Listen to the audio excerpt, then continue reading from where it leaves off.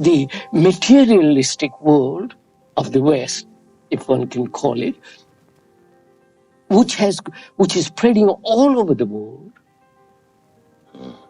destroying their own culture, their own traditions. Everything is being swept aside in the wake of the Western culture. And this culture has produced this human being. And the human being has created this culture.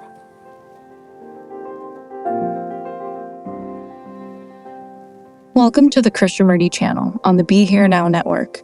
You're listening to A Wholly Different Way of Living, a series of profound discussions between Professor Allan W. Anderson, Emeritus Professor of Religious Studies at San Diego State University, and Jiddu Krishnamurti. These conversations took place at San Diego State University in 1974. At a time of unprecedented outer change in the political and social spheres, is there a fundamental interchange that is demanded of each one of us? In these 18 dialogues, Krishnamurti suggests that relying on organized religion, science, political ideologies, or the market economy not only falls short in addressing fundamental human issues, but ultimately contributes to their creation. According to Krishnamurti, the way to transcend our challenges must begin with the individual mind, through awareness of our personal perceptions of life, self, and others. During these discussions, Professor Anderson refers to many passages from both Western and Eastern religious texts, which he says align with Krishnamurti's teachings but are often misunderstood. This episode is titled Knowledge and Transformation. I hope you enjoy it.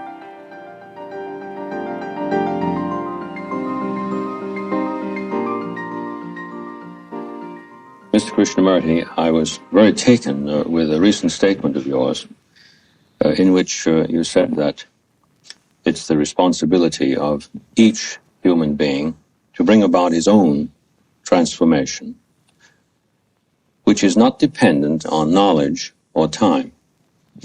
And if it's agreeable with you, I thought that it would be a splendid thing if we explored together the general area of transformation itself. And after we've done that, perhaps the other related areas would begin to fall into place, and we could bring about in conversation a relationship among them. Don't you think, sir,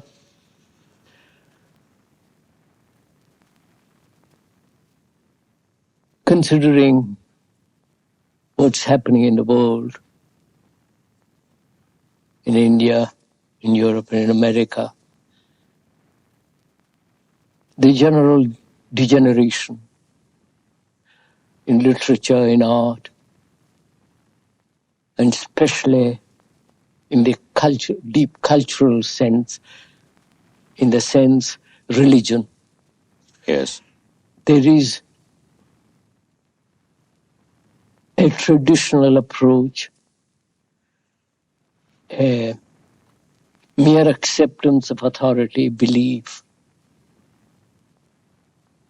which is not really the religious spirit. Seeing all this, the confusion, the great misery, the sense of infinite sorrow, any observant and most serious people would say that this society cannot possibly be changed except only when the individual, the human being, really transforms himself radically. That is, regenerates himself fundamentally. And the responsibility of that depends on the human being, not on the mass or on the priest or on a church or a temple or mosque or whatever, but on a human being who is aware of this enormous confusion, politically, religiously, economically, in every direction. There is such misery, such unhappiness. And when you see that, it is a very serious thing to ask oneself whether a human being like oneself or another, that whether he can really deeply undergo a radical transformation. And when that question is put to him, and when he sees his responsibility in relation to the whole, then perhaps we can discuss what relationship has knowledge and time in the transformation of man. I quite follow. We'd need then to lay some groundwork in order to move into the question itself. Yes. Because most people are not concerned with the world at all. Most people are not concerned seriously with the events, with the chaos, with the mess in the world at present. They're only concerned very superficially. Problem of energy, problem of pollution, and so on, such superficial things. But they're really not deeply concerned with the human mind, the mind that is destroying the world. Yes, I quite follow. What you've said places in a very cardinal way the radical responsibility on the individual as such, if I've understood you correctly. Yes. There are no 5-year plans that we can expect to help us out. The word individual really is not the correct word, because individual, as you know, sir, means undivided, indivisible in himself. But human beings are totally fragmented. Therefore, they are not individuals. They may have a bank account, a name, a house, but they're not really individuals in the sense. A total, complete, harmonious whole, unfragmented. That's really what it means to be an individual. Would you say then that to move or make passage, or perhaps a better word simply would be change, since we're not talking about time, from this fragmented state to one of wholeness could be regarded as a change in the level of the being of the person? Yes. Could we say that? Yes. But you see, again, the word whole implies not only sanity, health, and also the word whole means holy, Holy. Mm-hmm. All that's implied in that one word, whole. And human beings are never whole. They're fragmented. They're contradictory.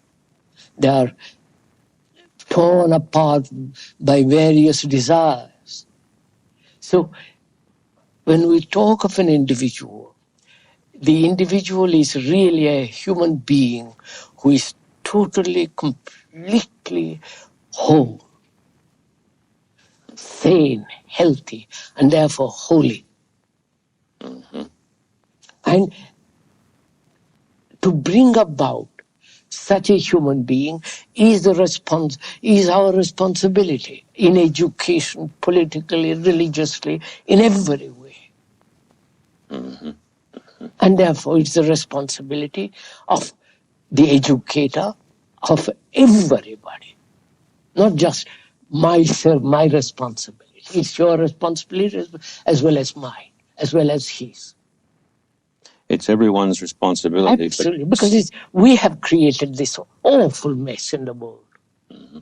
But the individual is the one who must make the start. A human being. Right. Each human being, it doesn't matter whether he's a politician or a businessman or just an ordinary person like me in the street, it's our business as a human being to realize the enormous suffering, misery, confusion there is in the world. And it's our responsibility to change all that. Not the politicians, not the businessmen, not the scientists. It's our responsibility. When we say our responsibility, and we have two uses of the word individual now. There's the general use of it, meaning a quantitative measure. Yes, yes. And then this qualitative reference that we've simply needed, it seems to me, to discern as a possibility. I'm reminded again of the statement that you made that I quoted earlier, that it's the responsibility of each human person. Human being, yes. Right. Whether he's in India or in England or in America or wherever he is. So we can't slip out of this by saying, we have created this, therefore we must change it. No. We get back to, well, if the change is going to start at all, it's going to be with each. Yes, sir. With each. With each human being. Therefore, the question arises from that. Does a human being realize with all seriousness his responsibility not only to himself but to the whole of mankind? It wouldn't appear so from the way things go on. Obviously not. No. Each one is concerned with his own petty little selfish desires. Mm-hmm. So responsibility implies tremendous attention, care, diligence, not negligence as now it is going on. Mm-hmm. Yes, I do follow that. The word we that we used in relation to each brings about the suggestion of a relationship which perhaps we could pursue here a moment. There seems to be something indivisible, apparently, between what we refer to by each, or the individual person as the usage is usually construed. Seems to be an indivisible relation between that and what we call the whole, which the individual doesn't sense. So, as you know, I have been all over the world, except behind the Iron Curtain and Bamboo Curtain. I've been all over. And I've seen dozens and thousands of people. I've been doing this for 50 years and more.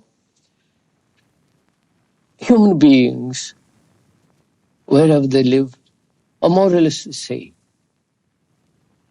They have their problems of sorrow, problems of fear, problems of livelihood, problems of personal relationship, problems of survival, overpopulation, and whether this enormous problem of death, is a common problem to all of us. There is no Eastern problem and Western problem.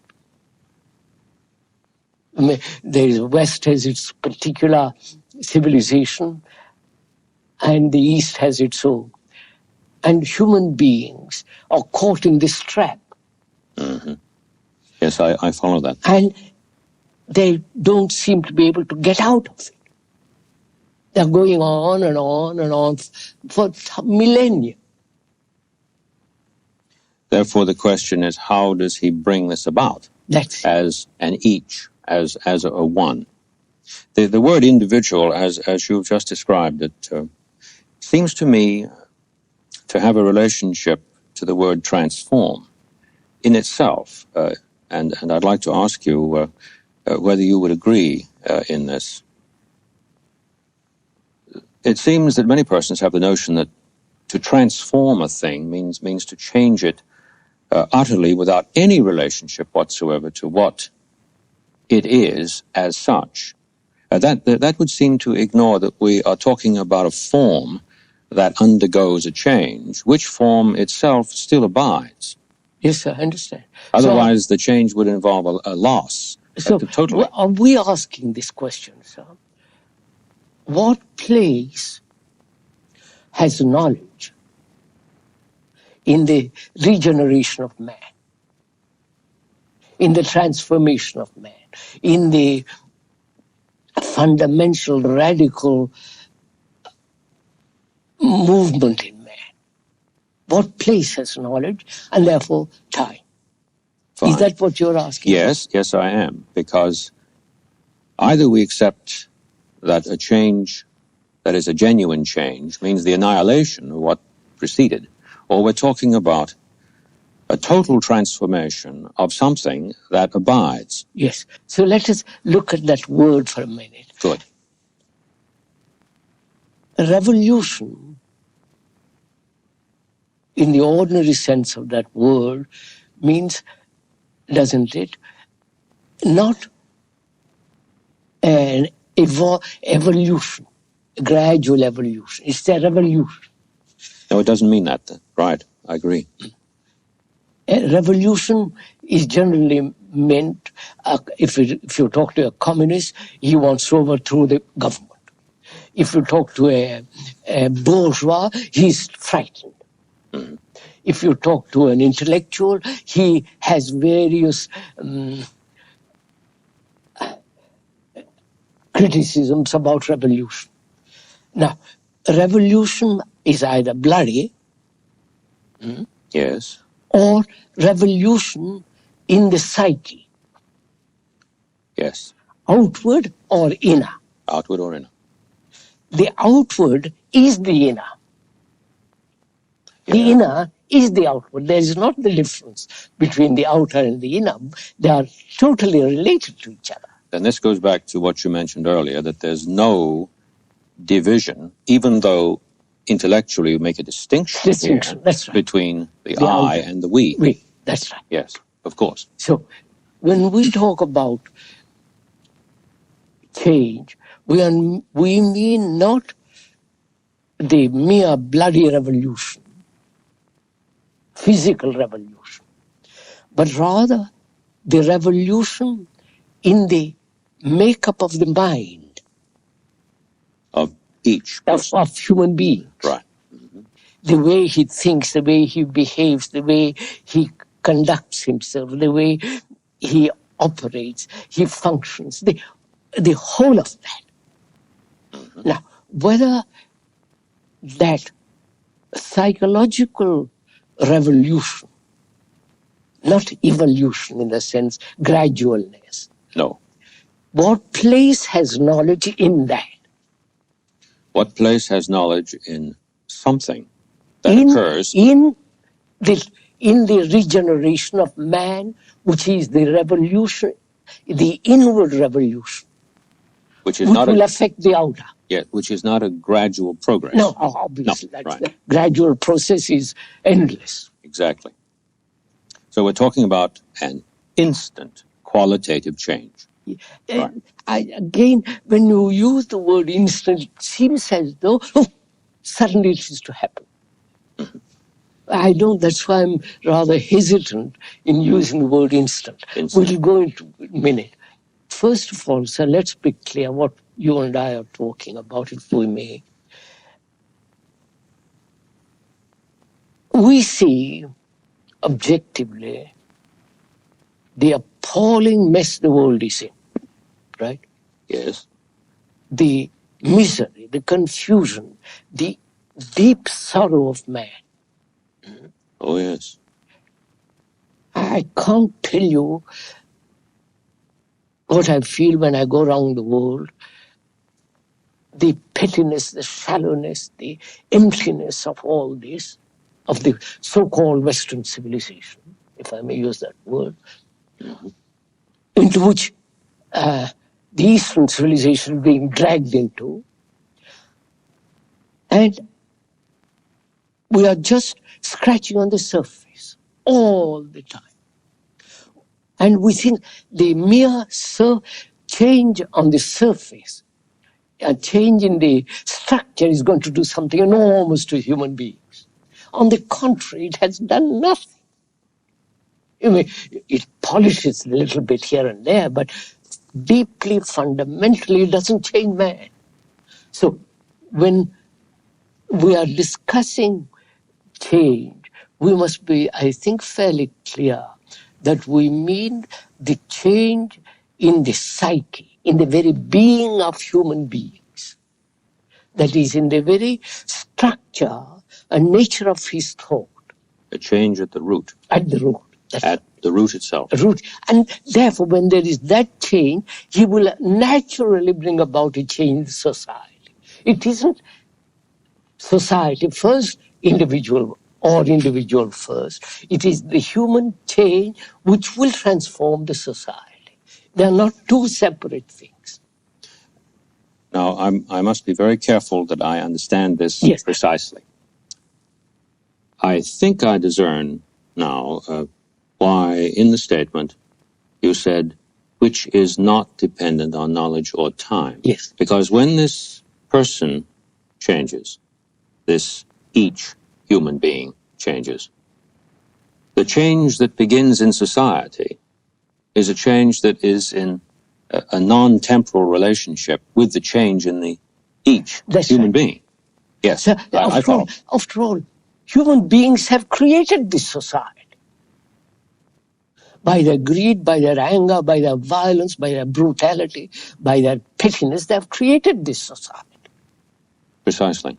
And they think by changing the structure, you're going to change the human being. This has been the communist problem. This has been the eternal problem. That is, change the environment, then you change man. They have tried that in 10 different ways, and they haven't done it, succeeded in changing man. On the contrary, man conquers the environment, the structure. So, if we are clear that the outer is the inner is the outer, that there is not the division, the society and the individual, the collective and the separate human being, but the human being is the whole.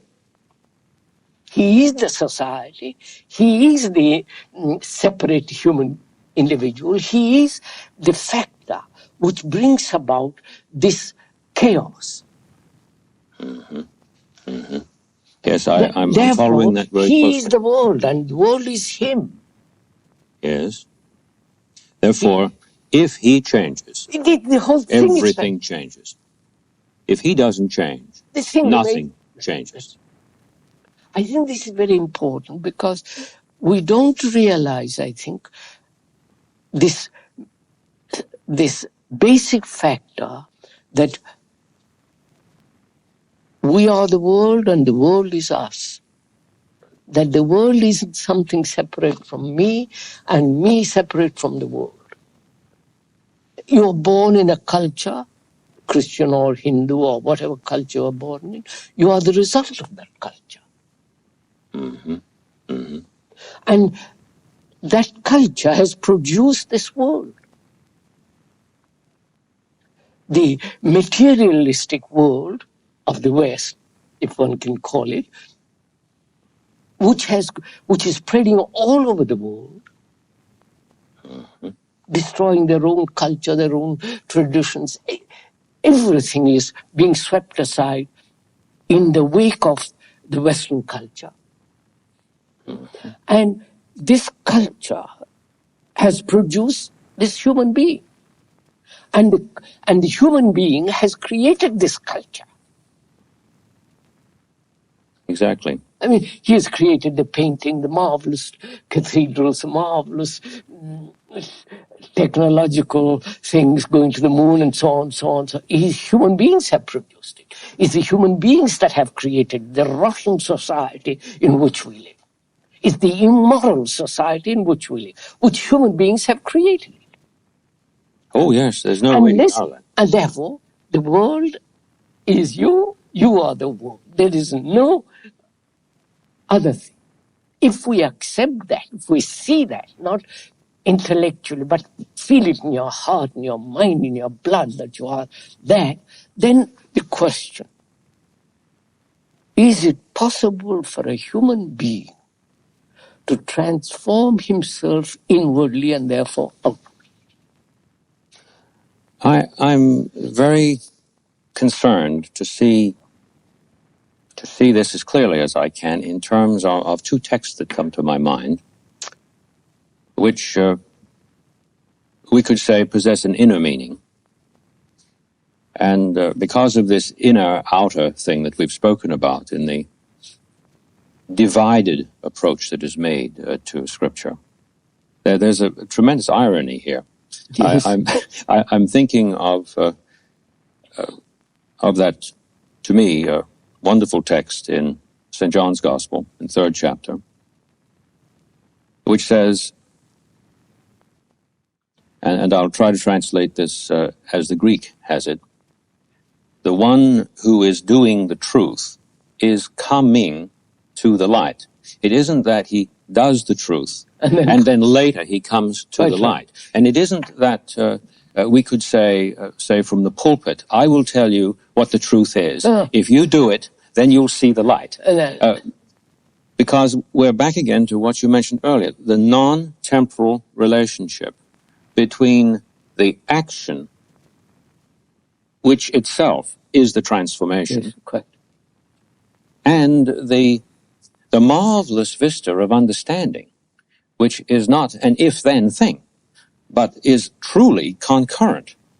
And the other one that I thought of that I was hoping you might agree in is saying the same thing, so that I understand it well in terms of what you've said, is, and again I'll try to translate it as literally as I can.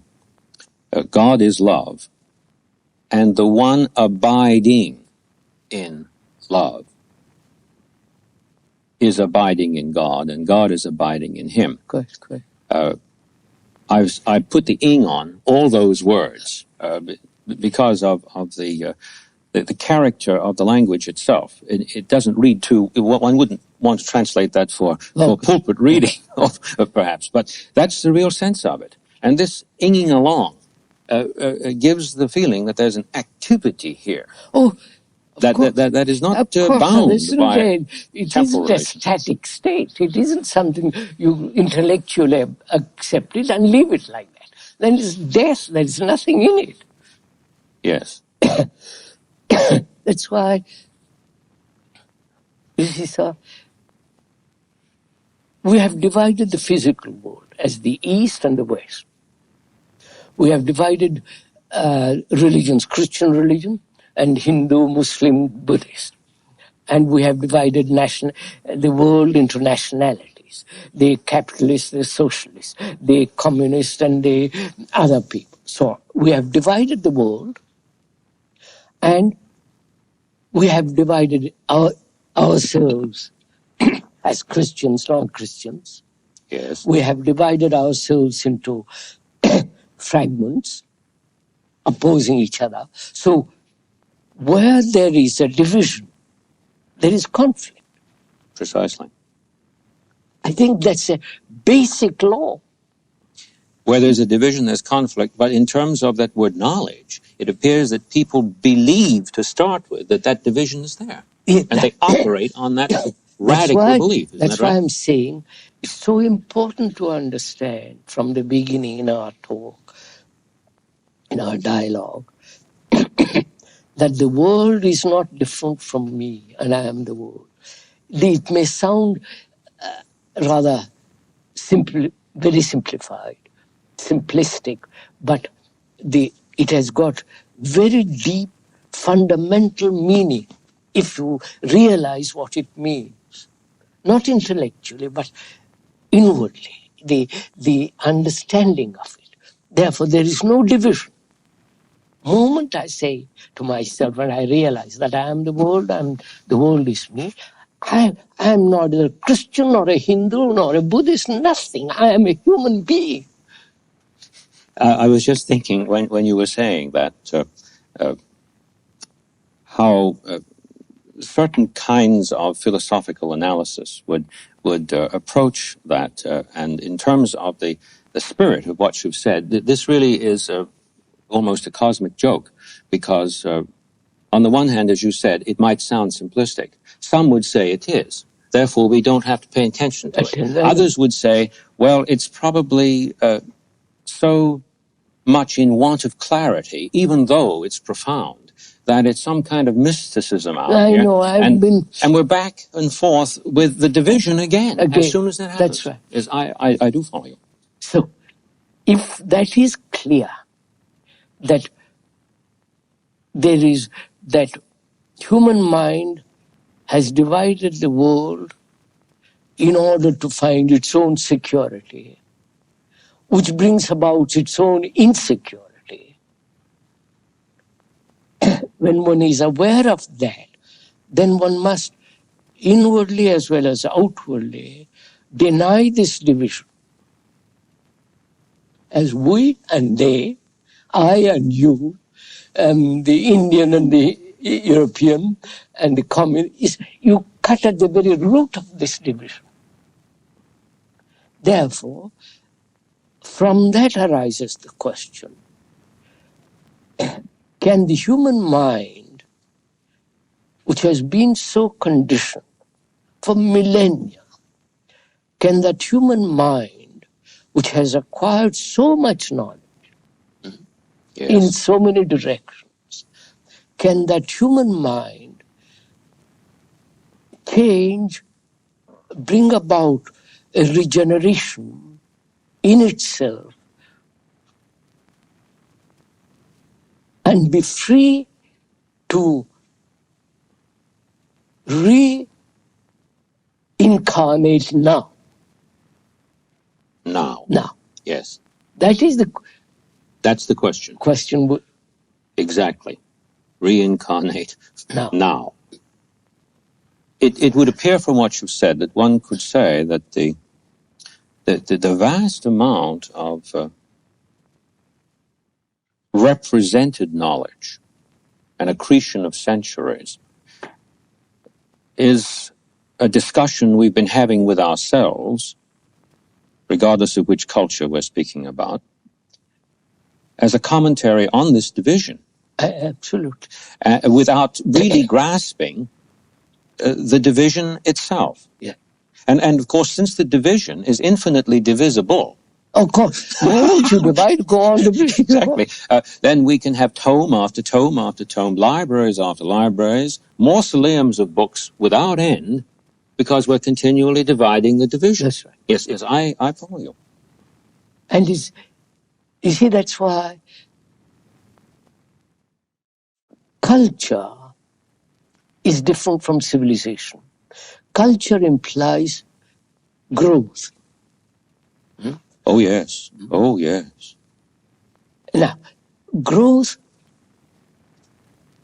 in the flowering of goodness.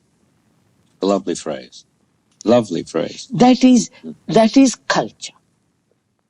The flowering real culture. Goodness. The flowering in goodness. You understand, sir? Yes. And that doesn't exist. We have civilization. You can travel from India to America in a few hours.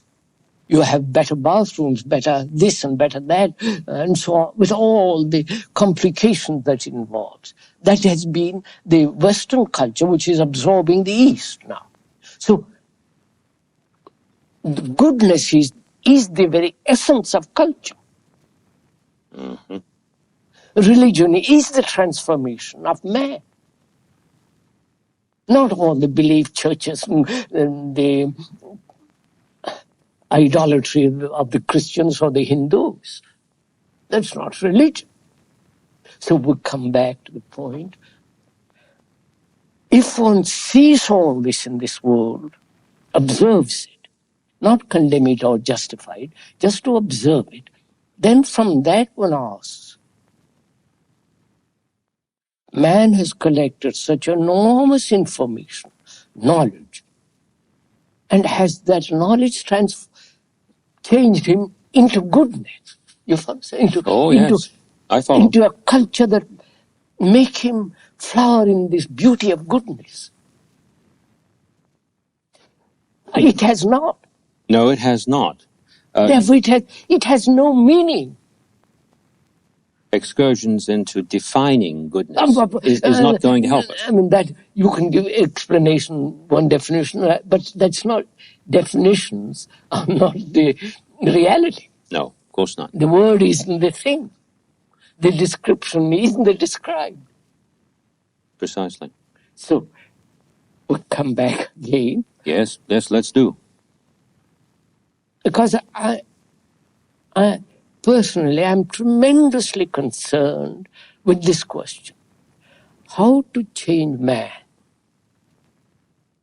Because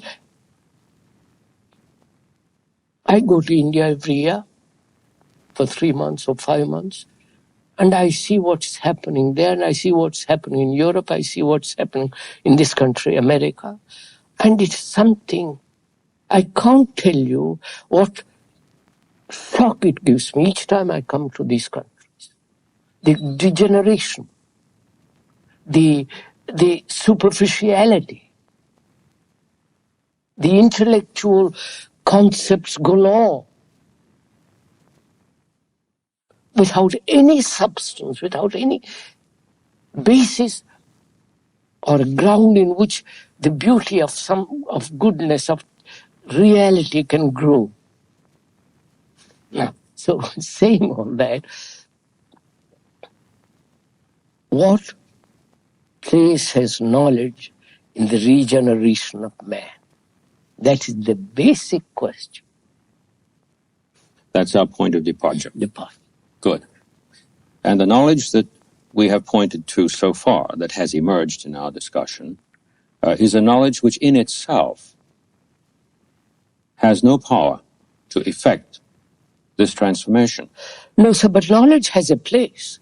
Yes, I didn't mean that. I mean, what is expected of this knowledge that we pointed to that is accumulated in libraries is an expectation which it in itself cannot fulfill. No. I must go back to the word again, the word knowledge. What does it mean to know? Well, I have understood the word in the strict sense this way. Knowledge is the apprehension of what is, but what passes for knowledge might not be that. No, what is generally accepted as knowledge is experience. Yes, what is generally accepted. We'll begin with that, because right. that's what... Let's begin with what is generally accepted. Experience, which yields or leaves a mark which is knowledge.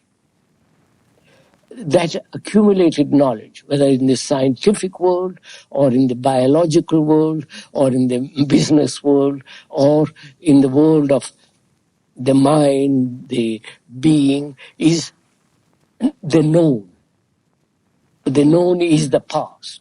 Therefore, knowledge is the past. Knowledge cannot be in the present. I can use knowledge in the present. But it's funded from the past. Yeah, but it has its roots in the past. Yes, I follow. Which means, that's very interesting, whether this knowledge which we have acquired about everything. Yes. You read any, I personally don't read any of these books. Neither the Gita, Bhagavad Gita, Upanishads, none of the psychological books, nothing. I'm not a reader. I have observed tremendously all my life. Now, knowledge has its place.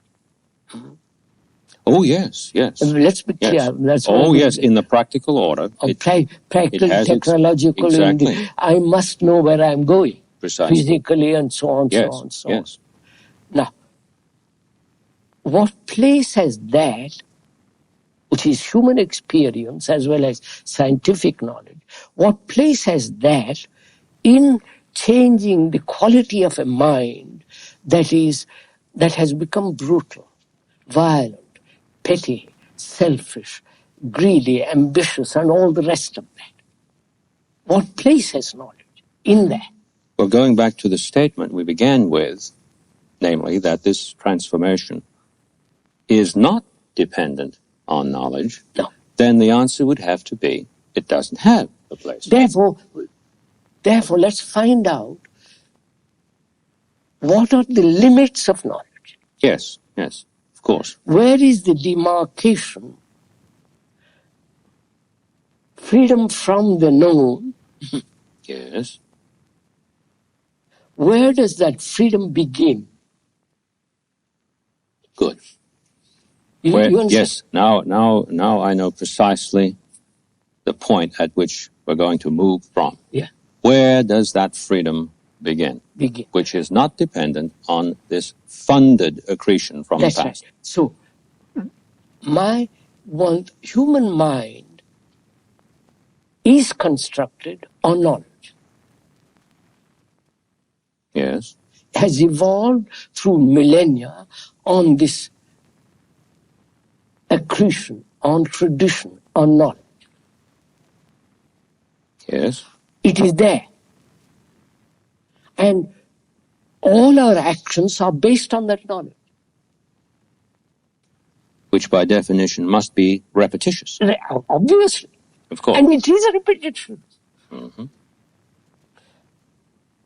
So, what is the beginning of freedom?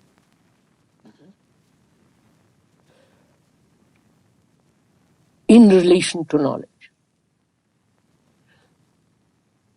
May I put it this way, make myself clear? Yes.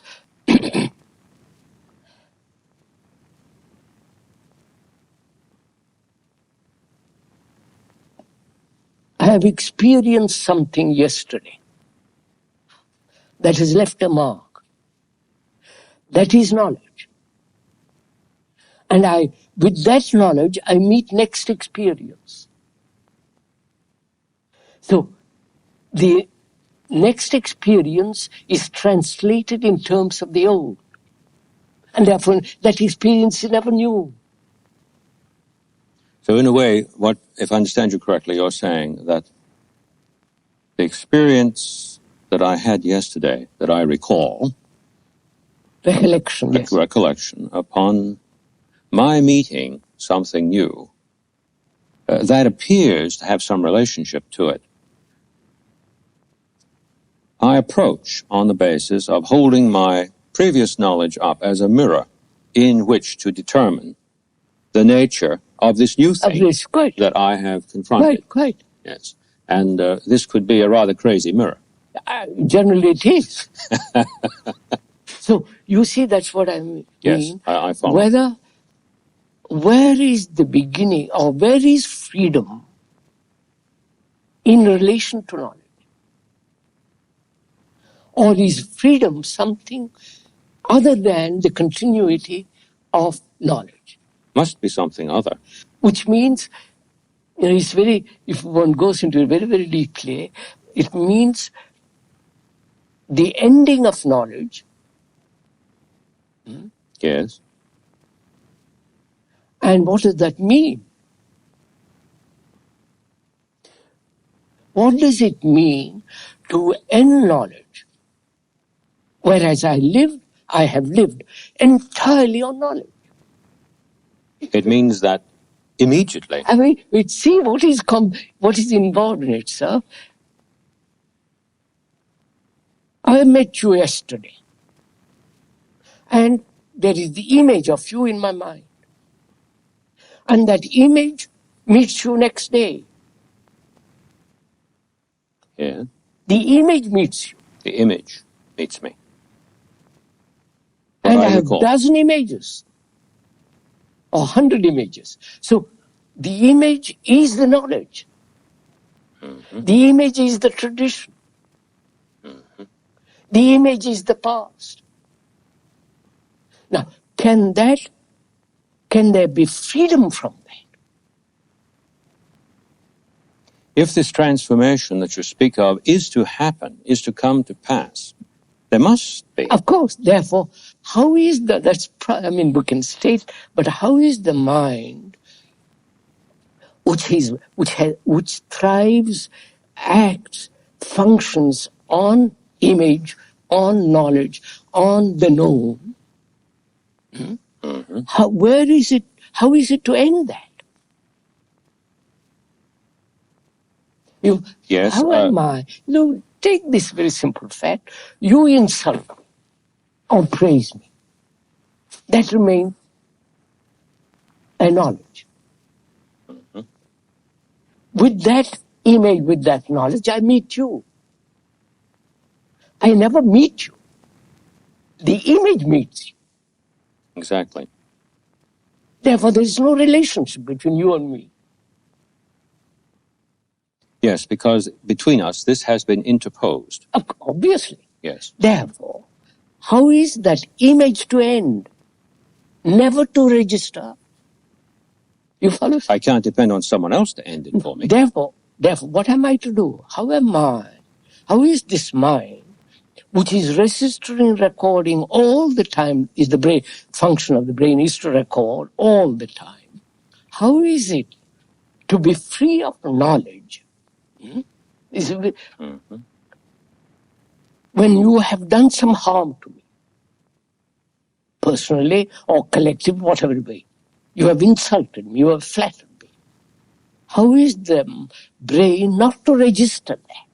If it registers, it's already an image. It's a memory. And the past then meets the present. And therefore there is no solution. Exactly. I was looking up that word the other day in a very good dictionary, tradition. It means, of course, ordinary word, tradare, is to give, hand over, give across. But it also has another peculiar meaning, not peculiar, from the same word, betrayal.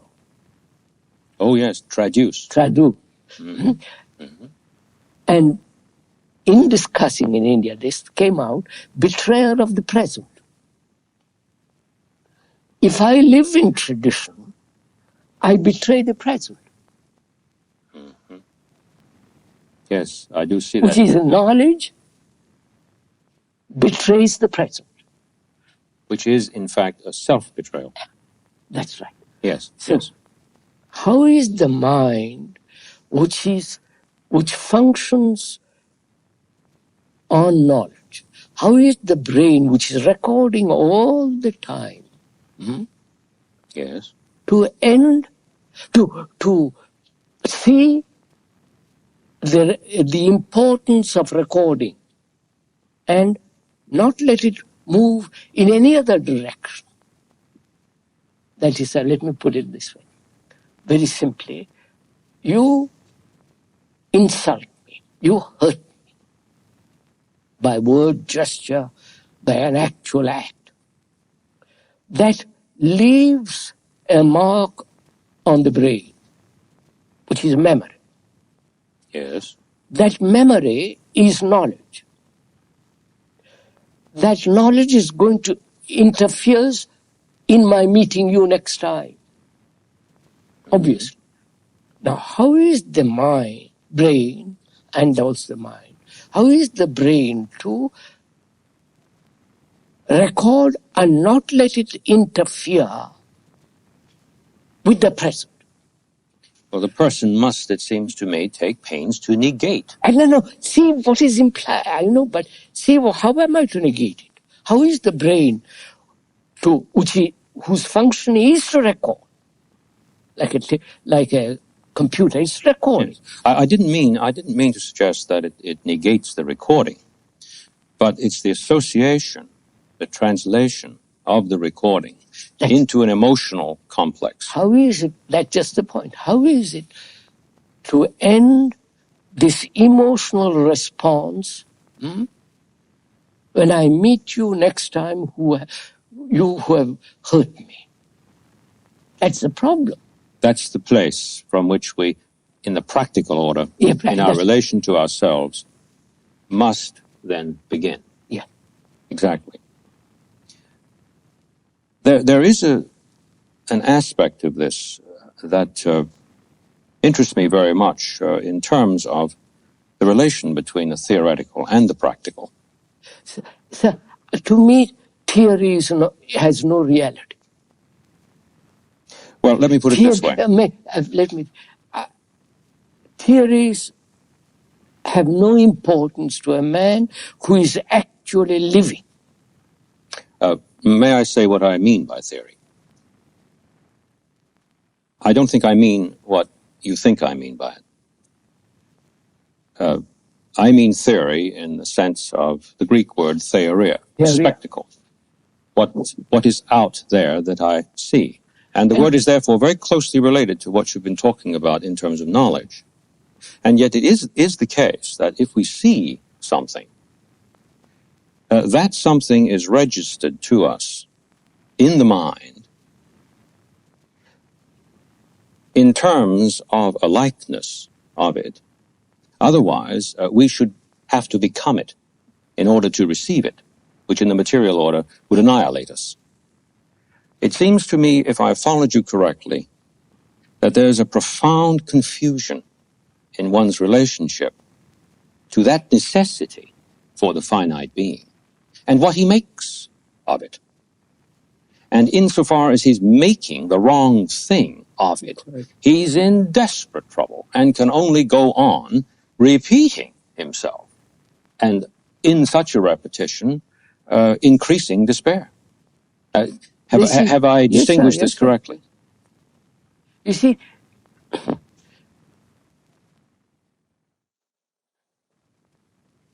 religion is based on tradition. Religion is vast propaganda, as it is now.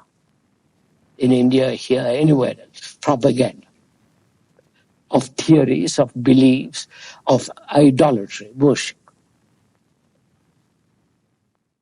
Essentially based on the acceptance of a theory. Yes, yes. Essentially based on an idea. A statement, a postulate. I mean, they're ideas put out by thought. Right. And obvious, that's not religion. And so, religion as it exists now is the very denial of truth. Yes, yes, I'm sure I understand you. Mm-hmm. Mm-hmm.